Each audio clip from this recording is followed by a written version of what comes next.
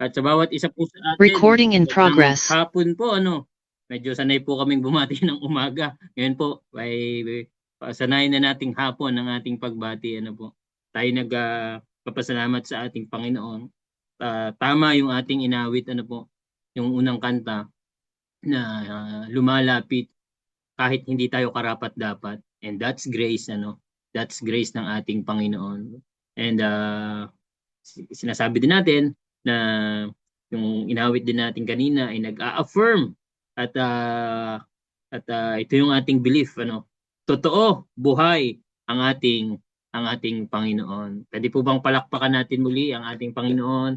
Kung nasa man po kayong lugar, tayo man po magkakahiwalay. Hopefully, meron kayong place to focus and place to worship at to hear the word of the Lord. Tayo po ay manalangin. Lord, salamat po because the one who formed our eyes is the one who sees us, Panginoon. The one who formed our ears is the one who hears us. And the one who formed our mind is the one who are mindful for us. Kaya maraming salamat po. We are beyond grateful sa bawat araw ng aming buhay na inyo pong ibinibigay sa amin. And everything na meron po kami ay credit sa aming Panginoong Yesus, to our Redeemer, to our Deliverer, to our Savior, Jesus Christ. And with that, Panginoon, kami ay nagpapakumbaba. We humble ourselves before you. We humble ourselves, Panginoon. We acknowledge our sins, itong pong mga nakalipas na araw, yung aming mga pagkukulang. We acknowledge, Panginoon, and humingi kami ng kapatawaran. Hindi kami karapat-dapat. Totoo po yung aming inawit. Hindi kami karapat-dapat. Pero salamat po sa inyong biyaya at sa ginawa ng aming Panginoong Hesus na nagbigay po ng kaparaanan upang meron kaming privilege na umawit sa inyo, Panginoon, magpuri at makinig ng inyong salita. Lord, help us as we commune to your words, Panginoon. May we not, hindi lang ho namin marinig ang Panginoong Jesus, kundi may we see Jesus as we open the scriptures, Panginoon. Kaya maraming salamat po sa privilege na meron kami. And as we talk about prayer, i-enhance niyo po at lalong lumalim ang aming pananalangin sa inyo, Panginoon. Kaya maraming salamat po sa pangalan ni Jesus. Amen. Amen. Amen. So, tinutuloy po natin ang ating series ng patungkol sa pagpe-pray, And last Sunday, nung Sunday pa po ang ating gawain, yung Lord's Day natin, ay diniscuss ko yung devoted sa ating pananalangin. And why do we need to be devoted? It's a calling, Ito yung lifestyle natin, Pangalawa, it's a communion. Ito yung ating connection sa ating Panginoon. At pangatlo, it is a command, utos, direct utos ng salita ng ating Panginoon. And we know that prayer is a way para kausapin natin. We can talk to God, we can share our yung ating mga nararamdaman, yung ating mga nararanasan. At hindi ho lahat ng prayer ay patungkol sa prayer request. In fact, itong pag-uusapan natin ngayong hapon na to ay itong prayer of lament. Prayer of lament na makikita po natin sa Psalm 13 verses 1 to 6. Again, Psalm 13, 1 to 6. Kasi kung i-discuss natin kung ating pag-uusapan yung salitang lament, ay isang napakalalim na salita sa English, na kung saan ito ay nagbibigay ng kahulugan ng ibig sabihin, it's a passionate expression of grief or sorrow. Talagang ito ay hindi pangkaraniwang damdamin.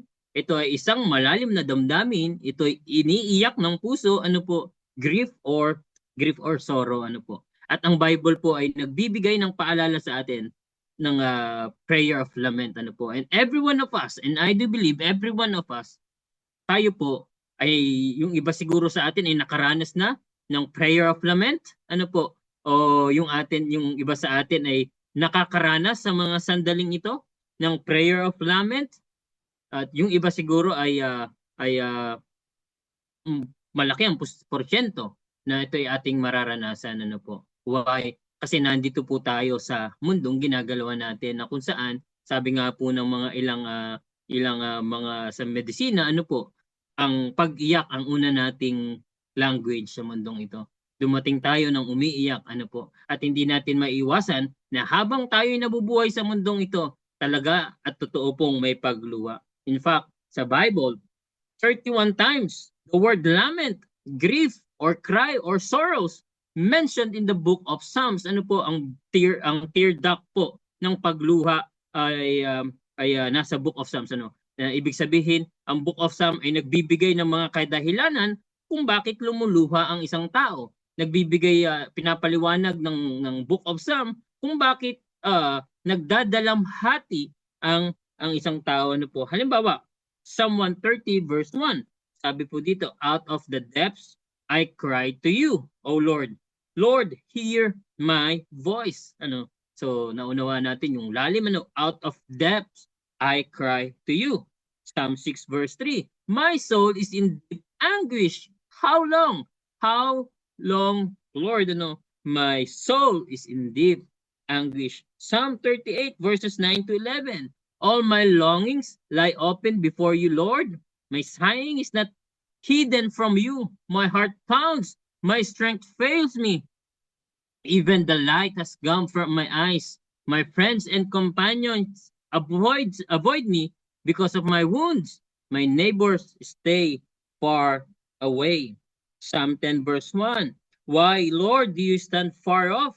Why do you hide yourself in times of trouble? And Psalm 42 verse 7 calls to deep calls to deep in the roar of your waterfalls. All your waves and breakers have swept over me. Ano po? Totoong may pagluha, totoong may paggigignagpis, totoong may prayer of lament. Kaya itong pinag-uusapan natin ay napakahalaga dahil totoong may prayer of lament. Sabi ni Micah Card, isa pong singer, Christian singer and Christian author ng writer, songwriter, sabi niya, it seems to me that we do not need to be taught how to lament since we have so many models in scripture. What we need is simply the assurance that it's okay to lament. In God's perfect time, these tears can be released to form a healing flood. That's the beauty and the mystery of the prayer of lament. Sabi po niya dito, wala nang kailangan, hindi na siguro tayo kailangang turuan kung paano umiyak, kung paano maglamit o maginagpis o magdalamati. Yamang ang Biblia ay nagbibigay ng maraming modelo. Ang kailangan lang natin sa mundong ito ay yung assurance na okay lang magkaroon ng prayer of lament. Okay lang na lumuha. Okay lang maging honest sa ating Panginoon. Why? In God's perfect time, these tears, yung ating lament, can be released to form a healing flood. At yun daw po yung beauty and mystery ng prayer of lament. Yung ating pong binasa kanina, Psalm 13, very familiar po sa inyo to, na kung saan ito si David ay naghihinagpis, ito si David ay nagdadalamhati, ito si David ay umiiyak, tumatangis. Why? Hindi dahil nakagawa siya ng pagkakamali, hindi po dahil isa siyang kriminal, hindi po. Naghihinagpis siya kasi hindi niya maunawaan yung ginagawa ng Panginoon, hindi niya maunawaan yung activity na meron yung activity ng Panginoon na meron sa kanya. Hindi niya maunawaan yung programa ng Diyos sa kanyang buhay. Imagine niyo po, sa time na to, pinapahanap siya ni Saul para patayin siya. Makapangyarihan po si Saul yun. Si Saul. Siguro lahat ng resources ni Saul ginagamit niya para tugisin itong si David para patayin. At nagkakaroon ng question si David sa kanyang puso, bakit nangyayari sa akin to? Ang pinaglilingkuran ko naman ay isang tunay na Diyos. Ang akin namang sinasamba ay Yahweh, El Shaddai, ang aking sinusunod. Bakit nangyayari sa akin itong mga bagay na to? Kaya itong Psalm 13 ay maganda pong tingnan natin yung prayer of lament ni King David. Ano po? Sabi po dito, NIV version po to, hindi ko lang na-edit. NIV version, ang sabi po dito, How long, Lord, will you forget me forever? How long will you hide your face from me? How long must I wrestle with my thoughts and day after day have sorrow in my heart? How long will my enemy triumph over me? Look at me and answer, Lord my God, give light to my eyes, or I will sleep in death, and my enemy will say, I have overcome him, and my foes will rejoice when I fall. But I trust in your unfailing love. My heart rejoices in your salvation. I will sing to the Lord's praise, for he has been good. Good to me. Good to me. Ito po yung kanyang damdamin nung isinusulat niya itong awit na to. Ito yung kanyang damdamin nung sinusulat niya itong mga letra na to, na siya ay nasa seryosong sitwasyon. Anytime pwede siyang mamatay, anytime pwede siyang pwedeng mawala siya sa mundo, anytime pwedeng mangyari sa kanya yung kamatayan. Kaya nga dito sa Psalm 13 makikita natin yung prayer of lament ni David, makikita natin yung 3 puntos. Una, the lament of despair. Pangalawa, yung the lament for deliverance. At pangatlo, the lament of declaration. Again, yung wrong spelling ako sa declaration. A po yan, hindi ko lang napansin. The lament of despair, the lament for deliverance, and the lament for declaration.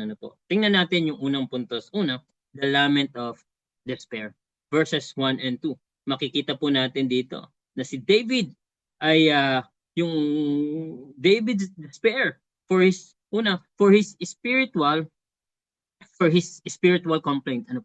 Nadidespair si David at nagko-complain siya patungkol sa kanyang spiritual na bagay. Tingnan niyo po, ang sabi niya sa verses 1, How long, Lord, will you forget me forever? Ito yung kanyang sigaw, ito yung kanyang damdamin, ito yung kanyang iyak, ito yung kanyang lament.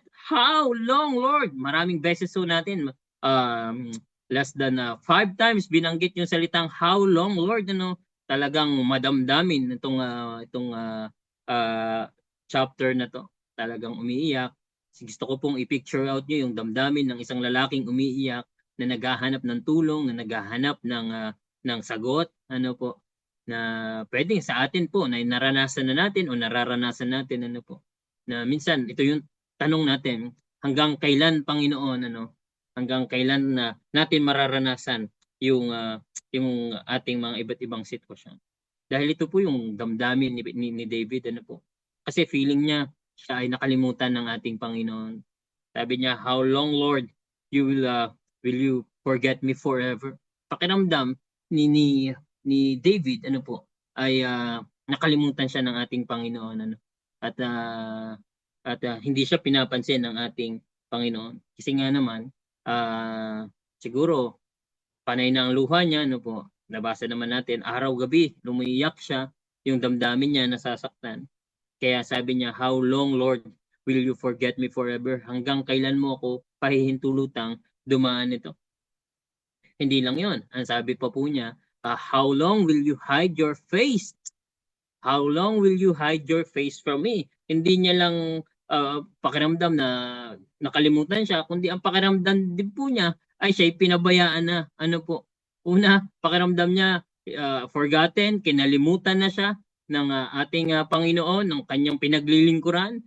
Pangalawa, ang nararamdaman niya siya'y pinabayaan na, parang helpless na siya, forgotten, forsaken. Kaya nga yung kanyang sigaw, hanggang kailan mo ko gaganituhin, Panginoon? Hanggang kailan mo ako pababayaan? Hanggang kailan mo ko kakalimutan? Hindi ko po alam kung naging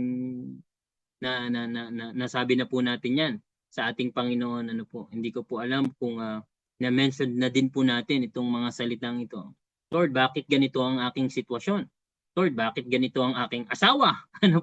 Lord, bakit ganito ang aking relasyon? Bakit ganito ang ganito ang mga nangyayari sa aking buhay? Hanggang kailan mo ko kakalimutan? Hanggang kailan mo ko pababayaan? Sabi nga po dito, feeling forsaken is worse than loneliness. Mas nakakalungkot daw po yung kinalimutan ka kaysa sa salitang loneliness. There's the added pain of being deprived by another, almost betrayed. Na kapag nararamdaman natin na tayo ay nakalimutan, kapag nararamdaman natin na tayo pinabayaan, parang pakiramdam po natin, we are betrayed, di po ba? Yung taong pinagkakatiwalaan mo, yung taong inaasahan mo, yung taong ine-expect mo, wala. ng mga sandaling kailangan mo. At ito po yung complaint ni King David o ni David sa mga sandaling ito. Nasaan ka, aking Panginoon? Hindi kita maramdaman, hindi ko maunawaan yung ginagawa mo, hindi ko makita yung programa, yung plano, yung mga pangako mo. How long, O Lord? Pangalawa, makikita natin yung hindi lang yung spiritual complaint, kundi makikita din natin yung physical complaint na ni David. Kasi nga, hirap na siya sa kanyang sitwasyon. Ano po? Hirap na siya sa kanyang damdamin. Hirap na siya. Sabi niya dito, sabi niya dito sa verse 2, how long must I wrestle with my thoughts and day after day have sorrow in my heart? So ito yung kanyang isinisigaw. Hindi siya makatakas sa damdamin na kanyang nararamdaman, yung sakit na nararamdaman niya. At alam naman po natin, sabi nga po sa Tagalog, mas magandang basahin sa Tagalog, gaano katagal pa itong hapdi ng damdamin at ang lungkot sa puso kong gabit araw titiisin. Ano po? So gabit araw ang kanyang iniisip at alam natin, ano po, possible, stress, depress, ano po, at kapag ang physical na katawan na ang bumigay, talagang mahirap mag-function ang iba't ibang aspeto ng ating buhay, ano po, yung ating isipan hindi na mag-process ng maayos, yung ating hindi na tayo makakain din ng maayos, ano po, kapag physical na ang ating bumagsak, ano, kaya iniingatan at inaalagaan natin ang ating mga physical, ano po. Kaya dito makikita po natin yung the lament of despair. Naging honest si David sa chapter na to. Sinabi niya yung kanyang nararamdaman, sinabi niya yung kanyang damdamin, sinabi niya yung kanyang sitwasyon, sinabi niya yung kanyang emosyon, sinabi po niya yung kanyang mga iba't ibang mga sitwasyon. Ano po? Tanong niya, hanggang kailan, Panginoon? Hanggang kailan? How long, O Lord? Pero dito po sa verses 3 and 4, makikita naman po natin, hindi lang the lament of despair, kundi yung lament of deliverance, ano po? The lament of for deliverance. Makikita naman po natin yung paglapit ni King David, ni David. Alam niya kung sino ang kanyang lalapitan. Alam niya kung sino ang makakatulong sa kanya. Sabi nga po dito, to cry is human, but to lament is Christian. Ano po? Ang pag-iyak daw po ay sa tao, but when we use the word lament, ito daw po ay para sa mga Kristiyano. Kasi pag pinag-usapan po yung salitang lament, maybe our situation is helpless, but we have hope in Jesus. Amen po ba? Meron tayong pag-asa sa ating Panginoong Hesus. Marahil, meron tayong iba't ibang sitwasyon na pakiramdam natin we are helpless. Marahil ang pakiramdam po natin ay wala na makakatulong sa atin. But in Christ, in Jesus Christ, sa ating Panginoong Hesus, we have hope. Meron po tayong pag-asa. Kaya nga, kahit in-express ni David through prayer yung kanyang lament, the lament of despair, ay kanya din po sinabi sa kalagitnaan ng kanyang statement, ano po, look on me and answer, Lord. Tingnan niyo po yung pagkakasulat, Lord my God. It is so very personal na statement mula kay David. Yung sinabi niyang, tingnan mo ko, sagutin mo ko, aking Panginoon. Ano po? My God. Ano po? It is very personal statement, declaration mula kay David. Ano po? Why? I do believe, alam ni David na kung meron mang makakatulong sa kanya ay walang iba kundi ang ating Panginoon, si Yahweh, Almighty God, El Shaddai, Almighty God, Jehovah Jireh, the Lord will provide. Ano po? At yun ang kanyang tinitingnan. Hindi niya sinabing look on me and answer material things. Hindi po niya sinabi yung kanyang yung mga credential niya. No. Ang sabi po niya, Lord my God. Sabi po niya dito, give light to my eyes. Sabi niya, walang ibang makakatulong sa akin. Walang ibang makakabigay sa akin ng help. Walang ibang makakapagpa-comfort sa akin kundi ikaw lang, aking Panginoon. Kasi kung hindi ko mararanasan to, kung hindi mo ako tutulungan, I have overcome, my enemy will say, I have overcome him, and my foes will rejoice when I fall.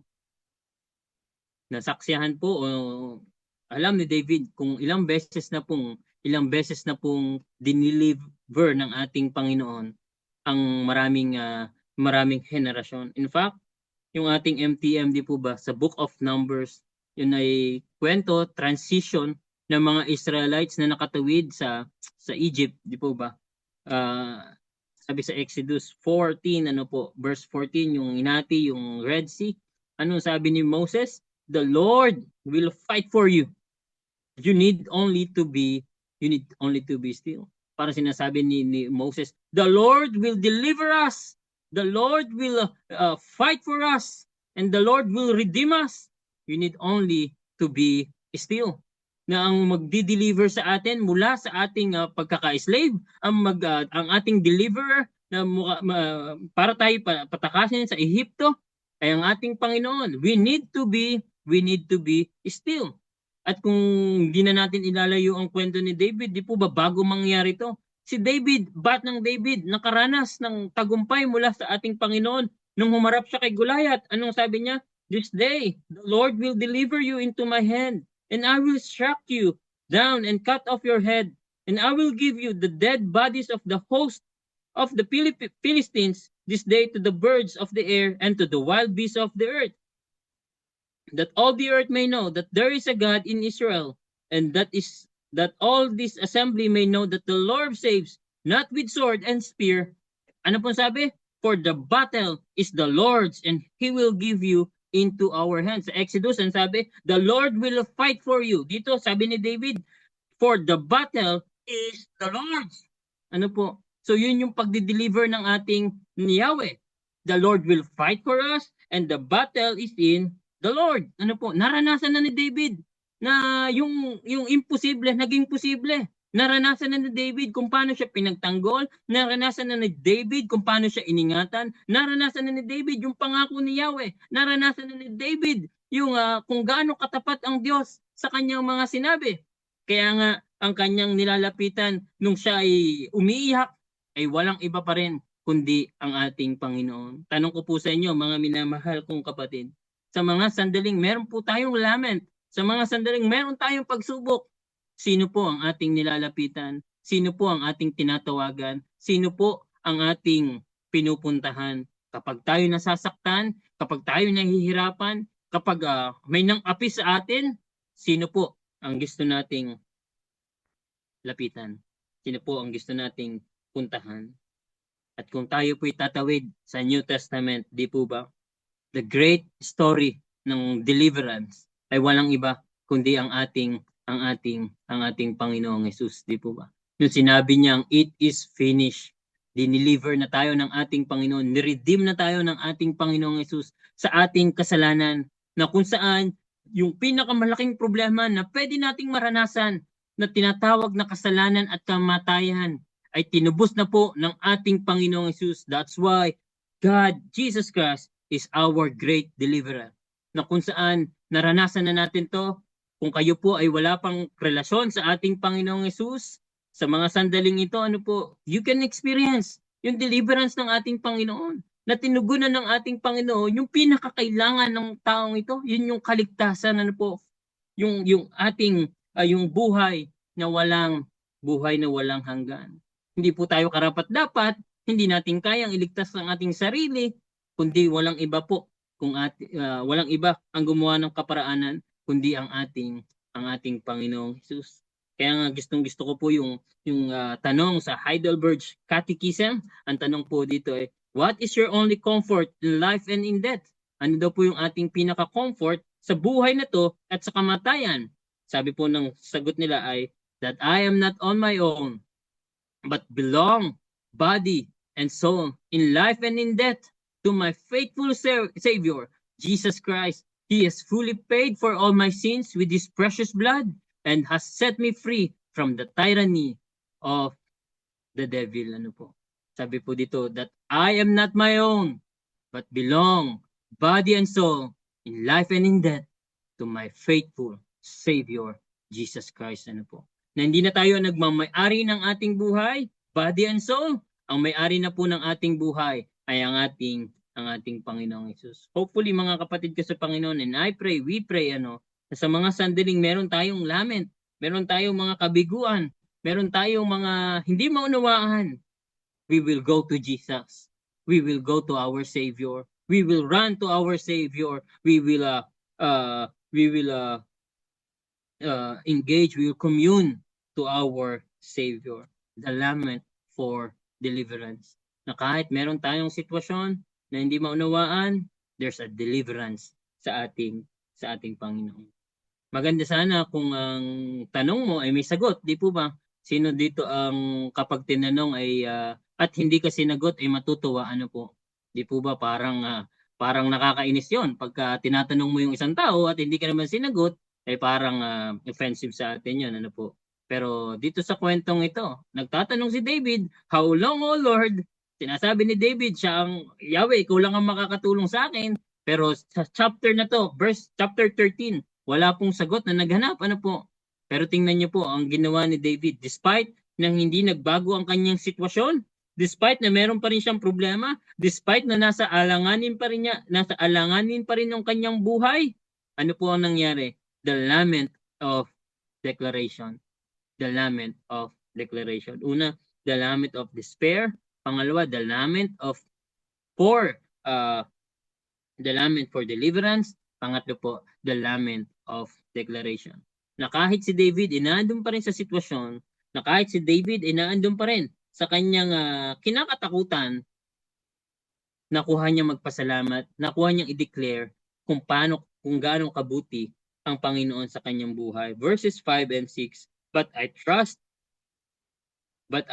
in your unfailing love. My heart rejoices in your salvation. I will sing the Lord's praise, for He has been good to me. Good to me. Kung ating idadissect itong mga kataga na sinabi ni David, David's declaration is, I trust in your unfailing love. My heart rejoices in your salvation, and I will sing the Lord's praise, for He has been good to me. Kaya po ba nating sabihin to sa mga sandaling ito na tapat ang pag-ibig ng Panginoon, hindi nagbabago, na meron tayong kaligtasan na bigay ng ating Panginoong Hesus at kaya nating umawit dahil ang Diyos ay laging mabuti sa atin. Amen po ba? Laging mabuti ang Panginoon sa atin. Imagine niyo po yung sitwasyon ni David, life and death yung pinag-uusapan. Life and death, pwedeng any moment pwede siyang mamatay. Any moment pwedeng mawala ang kanyang buhay. Pero despite ng kanyang sitwasyon, ano sinabi niya? I trust in your unfailing love. My heart rejoices in your salvation, and I will sing the Lord's praise, for He has been good to me. Alam niyo po, parang ito din yung sinabi ni Jeremiah nung nasa kalagitnaan din siya ng lament o yung libro ng Lamentations, nung mga sandaling hindi rin niya maunawaan yung kanyang nangyayari sa kanyang paligid, hindi niya maunawaan yung programa ng Diyos, si Prophet Jeremiah, sabi niya sa Lamentations 3:22 to 23, because of the Lord's great love, we are not consumed, for His compassions never fail, they are new every morning, great is your faithfulness. Na sa kabila ng hindi magandang sitwasyon, may Diyos na tapat, may Diyos na punong-puno ng pag-ibig. Tingnan niyo po mga kapatid, yung simpleng prinsipyo sa chapter na to. Minsan, o madalas, ang tugon ng Diyos sa ating panalangin ay hindi yung mga bagay na hinihingi natin. Minsan o madalas, yung mga nire-request natin ay hindi yung tugon ng ating Panginoon. Madalas, ang tugon ng Panginoon sa ating panalangin ay yung kanyang katangian. Minsan o madalas, ang tugon ng Diyos sa ating panalangin ay yung kanyang attributes, yung kanyang character. Yung sagot ng ating Panginoon ay yung kanyang character at yung kanyang attributes upang mas lalong lumalim yung ating pagkilala sa Kanya, mas lalong lumalim yung pagtawag natin sa Kanya, mas lalong lumalim ang ating pagsamba, mas lalong lumalim yung ating pagpupuri, mas lalong lumalim yung ating pagsunod sa Kanya, yung ating buhay Kristiyano. Sa chapter na to, walang sagot si Yahweh. Sa chapter na to, hindi nagbago ang sitwasyon ni David. Ngunit sa huling mga talata, dineclare pa rin ni David kung sino yung Diyos na kanyang pinaglilingkuran. And I do believe, mga kapatid, kung tayo ay lalapit sa ating Panginoon, if we will tell to Jesus our lament, if we will tell sa ating Panginoon yung ating mga pagsubok, yung ating mga problema, mas madalas ang sagot ng ating Panginoon ay yung kanyang katangian, that we might know Him deeper, that we might worship Him deeper, that we might serve Him mas malalim, ano po. Kaya siguro ang magandang panalangin as we pray itong month na to, as we pray, pinag-uusapan natin itong prayer is more of Jesus and less of me. Ano po? More of Jesus. Mas makilala natin ang ating Panginoong, mas makilala natin yung provider, hindi lang yung provision. Mas makilala natin yung miracle maker, hindi lang yung miracle. Mas makilala natin yung blesser, hindi lang yung blessings. Ano po? Mas makilala natin yung ating Savior, hindi lang yung saving. Makilala natin more of Jesus, more of Jesus. Why? In Jesus, our pain can turn into praise. Our trials can turn into triumphant, and our worries can turn into worship. Sa ating Panginoong Yesus, lahat ng ating pain pwedeng ma-convert sa pagpupuri. Lahat ng ating mga trials can turn into triumphant, and our worries can turn into worship. Ano po? Into worship. Gusto kong balikan yung quotation na una kong binasa. Sabi ni Michael Card, it seems to me that we do not need to be taught how to lament since we have so many models in Scripture. What we need is simply the assurance that it's okay to lament. It's okay to lament. Why? Because in God's perfect time, these tears can be released to form a healing flood. That's the beauty and the mystery of the prayer of lament. Bakit daw po? Ano yung beauty at mystery ng prayer of lament? Because mas makikilala natin ang ating Panginoon. Mas lalo tayong magsuserve sa ating Panginoon at mas lalo tayong mas lalong lalalim ang pagtawag natin sa ating Panginoon. The lament of declaration. Tatlong bagay ang pinakita sa atin ni David sa kanyang prayer of lament. The lament for the lament of despair, the lament for deliverance, pangatlo po ay the lament of declaration. Ano yung ating simpleng applied obedience? Ano po yung ating simpleng paglalabat? Una, we can express your complaint in a creative way. Ano po? Pwede nating express yung ating mga lament, ano po, in a creative way. Kagaya po ng ginawa ni David, di po ba yung ating binasa isang kanta na ginawa ni David nung siya ay nasa hindi magandang sitwasyon. Ano po? Tayo, pwede din po nating gawin yung in a creative way yung ating mga lament, yung ating mga pinagdadaanan. It's either writing, ano po, pagsusulat. Magandang i-practice po natin yung ating pagsusulat sa pagbabasa, kung ano po ang pwede nating basahin mga libro, ano po. Siyempre yung Bible. O pwede ding magkape-kape, ano po, in a creative way, ano po, we can express. At marami pa pong bagay. Pangalawa, na simpleng applied obedience natin, have the courage to discuss it with your accountability partner or your small group. Ano po, yung ating binubuong company 2 or 3, ano po, na i-discuss natin, ikwento natin, i-share natin ano po sa ating mga kagrupo. And hayaan niyo po no, magkaroon sila ng ministry na may pag-pray tayo. Napakahalaga po noon, ano, makapagpanalanginan tayo sa isa't isa. Hindi pa, ma'am, siguro this month po, sasabihin natin yung grupo ano po ng ating mga company 2 or company 3. At pangatlo, kung meron man tayong mga lament ngayon o meron man tayong mga magsubok ngayon, ay make this a tool to deepen your knowledge of God. Ano po? Gamitin natin tong sitwasyon na to para mas lalong makilala natin ang ating Panginoon. Pagbamagitan ng MTM, pananalangin, ano po itong ating pinag-uusapan, pati yung ating pagsamba sa ating Panginoon. Make this a tool to deepen your knowledge, of God. Alam niyo po, ito yung pinakamasarap na panahon para kilalanin ang ating buhay na Panginoon. Yung ating Panginoon na punong-puno ng pangako yung ating Panginoon na nagmamahal sa atin at yung ating Panginoon na muling babalik para sa atin. Tayo po'y manalangin. Lord, salamat po sa simpleng mga salita ninyo pong binahagi sa amin na itinuro niyo po sa amin. Yes, we are not exempted, Panginoon, sa pagsubok. We are not exempted sa mga iba't ibang sitwasyon o iba't ibang mga kabigatan na pwede naming maranasan. Habang kami nasa mundong ito, Panginoon, ay patuloy at patuloy kami may pagdadaanan. Pero salamat sa assurance, Panginoon, that we can draw near to you.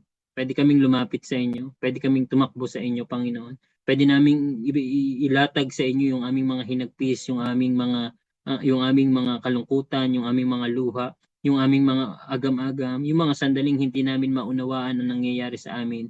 Yung mga sandaling puro kami katanungan, Panginoon, pwede naming ilapit sa inyo to. At maraming salamat sa assurance, Panginoon, that it's okay to cry, Panginoon. It's okay to lament, Panginoon. Salamat po. Dahil alam namin na pinapakinggan niyo po kami. Alam po namin na naandyan ka, nakikinig ka, Panginoon. At kagaya ng deklarasyon ni David, Panginoon, na sa kabila po ng aming mga sitwasyon, sa mga kapatid ko na may iba't ibang pinagdadaanan, Panginoon, pwede din po namin i-declare yung sinabi ni David that we can trust in your unfailing love, that our heart rejoices in your salvation, that we will sing to the Lord's praise, for you have been good to us, Panginoon, dahil ikaw po ay mabuti sa amin.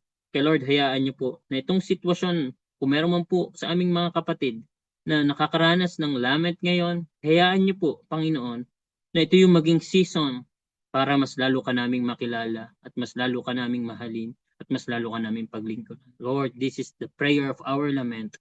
In Christ's name and for Christ's sake, Amen. Amen. Amen.